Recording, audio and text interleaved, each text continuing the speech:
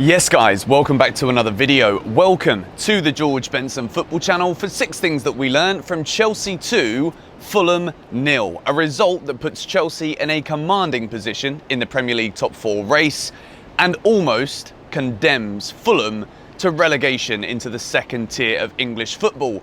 Before we get into this one, it is a pretty positive video this. 2-0, clean sheet, comfortable. Before we get into anything, I do want to ask you to subscribe to GBFC if you haven't already done so, and there's a second channel, GBFC 2, link down below, and I've got to inform you that we've got another £1,000 to be won for the game against Real Madrid. So if you are not yet signed up for GBFC Selects, it's my free-to-play web app where you guys can answer 10 simple questions. The winner gets £1,000 for every game that Chelsea play. Link to that is in the description. The game is ready for Wednesday night against Real Madrid. Talking generically, I guess you could say is the word, about what this game was, if I was a neutral, how I would have seen it. Fulham, they actually have been one of the teams this season who, even though they're 19th in the table, or 18th in the table, when I watch them play, I'm actually quite impressed by the football that they play. But again, the issue they've had all season is just an inability to actually score. And there were times yesterday where they actually looked very dangerous. And even though Chelsea never really looked too threatened because we actually dealt with the Fulham problems very well, I'm actually surprised that Fulham are where they are in the table. And I do think if they go down, if they keep hold of the core of their squad, I think they'll bounce straight back up. I think Scott Parker's got a great future in management, and I wish them all the best, even though they are our West London rivals. As for Chelsea, it was definitely a performance where I feel as though there was a big eye on that match on Wednesday and also a bit of a fallout from the trip to Spain. But I think the intensity was as good as it needed to be. It was job well done. We never really had to enter any sort of upper end gears, which would have taken a lot out of the players. There was a little injury to Mason Mount. It was a back injury, but it looks as though it should be okay for that Real Madrid game on Wednesday night. But it was a little scare nonetheless. But as we would expect against Fulham, pretty damn convincing. It's a 2-0 win, and we begin box number 1 with a blue box, which is the ultimate you can get in this series for Mr. Kai Havertz. I thought yesterday the 2 finishes were everything we've been asking for from him.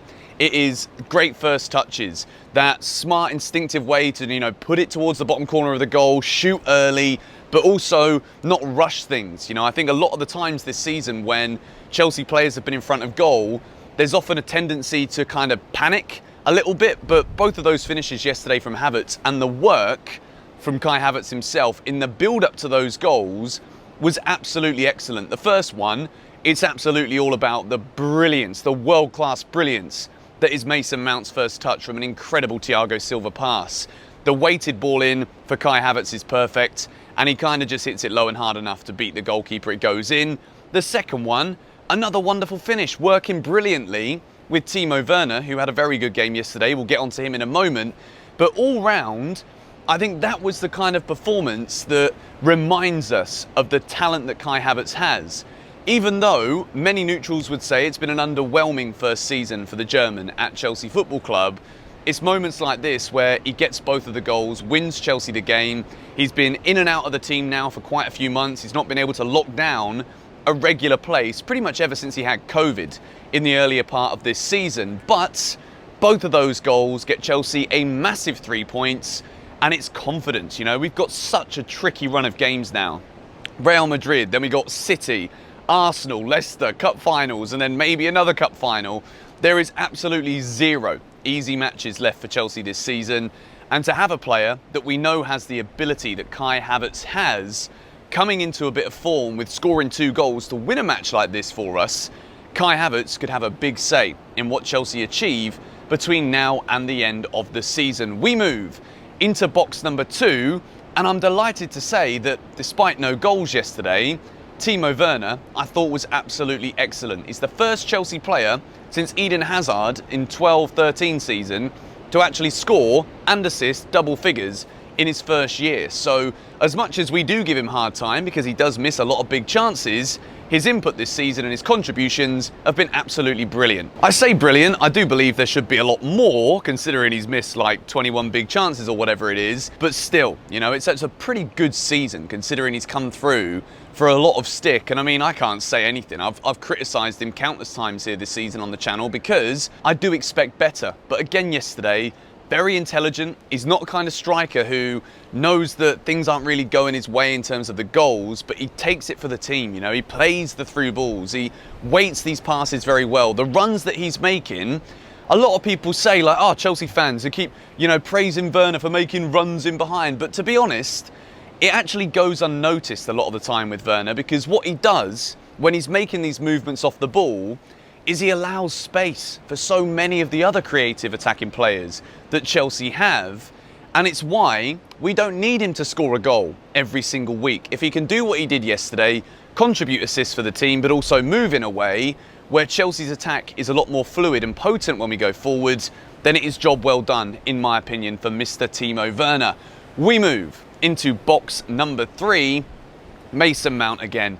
This guy, that touch yesterday is one of the best touches you will ever see. It was Zinedine Zidane-esque from Mason Mount. There's no exaggerating here, you know.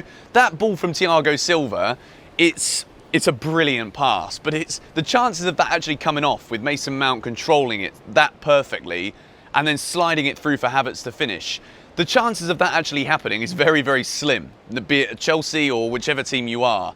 That was an incredible Chelsea goal. And Mason Mount's touch, I literally put it on Twitter. I was like, that is bloody world class, I tell you. That is bloody world class, or something along those lines. I was half asleep last night. I was really struggling to stay awake and watch the game, but I did. Mason Mount, absolutely excellent. I was a bit worried when I saw him in that double pivot because it certainly isn't his best position. But again, I think there is actually a testament there to Billy Gilmour and how much Thomas Tuchel trusts him, that Billy can do that role in the pivot. And even though Mason isn't quite at his best in that role, Thomas Tuchel trusts both of those players to actually put them there together. Yes, it was Fulham, but again, I don't think Fulham are a bad side. I think they deserve more than 18th place in the Premier League table. But Mason Mount again, as I seem to always say game by game, excellent for Chelsea, a very important player, be it in a pivot, playing behind the strikers, or wherever. We move into box number 4, and we're going to start talking about some defenders. It's another clean sheet for Chelsea, and I'm giving a green to Andreas Christensen, who I thought was absolutely Rolls Royce, as everyone likes to say on social media. The stats with Christensen playing at the back for Chelsea when Thomas Tuchel has been the manager are nothing shy of incredible. Phenomenal, the way that Christensen has turned his career around. My biggest concern with Christensen was always the same.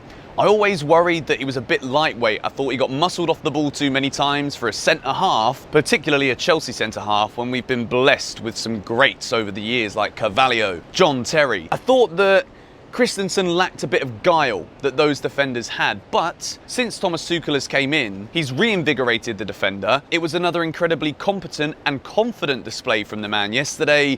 And I move into box number 5, and I want to talk about one of his defensive partners, Thiago Silva, who, when Thiago Silva signed for Chelsea, again, I'll use the Rolls-Royce analogy, it was a Rolls-Royce signing. This guy has been at the top of the footballing pyramid as a centre-half now for over a decade. Thiago Silva, Brazil, PSG, many other clubs in Europe as well, of the top quality nature. Comes to Chelsea, people are like, he's past it. He's gone to Chelsea on a free transfer because PSG didn't want him. PSG did want to keep Thiago Silva. They just offered him a contract too late. Chelsea came in, and the man, when he commits to a club, you see him give absolutely everything. And the pass again for Mason Mount, I could talk about this goal all day. It's one of my personal favourite goals we've scored this season because everything was fluid and perfect and confident. Thiago Silva, when he's fit, he's got to be in this Chelsea team. Whatever game it may be it Fulham, Real Madrid, FA Cup finals, Thiago Silva is an absolute credit to our football club. The way that he conducts himself as a professional, the way that he deals with absolutely everything he needs to do defensively, the way that he builds people around him and injects a confidence that these defenders who did need some confidence, Rudiger, Christensen, playing alongside someone like Thiago Silva will have helped that injection of just belief within themselves again that they can run the line defensively for Chelsea, and we're keeping clean sheets left, right and bloody centre. We're the first team in Europe this season to keep 30 clean sheets, which is absolutely incredible. And I want to wrap up this 6 Things We Learnt video with a little tribute to Edouard Mendy, who in that first half made some very big saves, some very good saves against a Fulham side who did look like scoring. Mendy saves the day again. And even though Chelsea win 2-0, it looks incredibly comfortable. Fulham made it uncomfortable at times, but Edouard Mendy, it's very often that he doesn't actually have a lot to do. And game by game, we've seen that the way Chelsea manage opposition's attacks means that Edouard Mendy is very rarely challenged in the Chelsea goal. But yesterday he got down, he made the saves, big saves, and we've seen with Chelsea in recent weeks where if we're at home and we do concede a goal or two, we start to look around and panic and things don't quite go our way. Mendy saved the job, and I gave him box number 6 today because I think overall it's been an incredible debut season for Edouard Mendy. No matter what happens between now and the end of the season, I would say that what Mendy has done since he's come in at Chelsea for a price that isn't astronomical sums like what we spent on Kepa, but he's really delivered. He made the number 1 spot his own. Credit to Kepa too, who's been very good under Tuchel as well, but I think Mendy deserves the box in today's video. I want to say a massive thank you for all the love and support recently. I've been a bit slower than usual with videos because I've just had a lot of other things going on here in Bali. I've moved house, I've also got to move out of another flipping place. It's life struggles, but we're trying to get videos out as much as we can. I don't think I've done too badly. Sorry it's a little bit slow sometimes, but anyway, it's a big, big week once again for Chelsea. Real Madrid, Champions League semi-final, second leg. You know what's coming in the preview. It's the biggest bloody game in our recent history, but hopefully you enjoyed this today. If you did, be sure to hit the like button and see if we can get 6,000 likes. Subscribe if you are new, and I will see you all tomorrow. Come on, you Blues.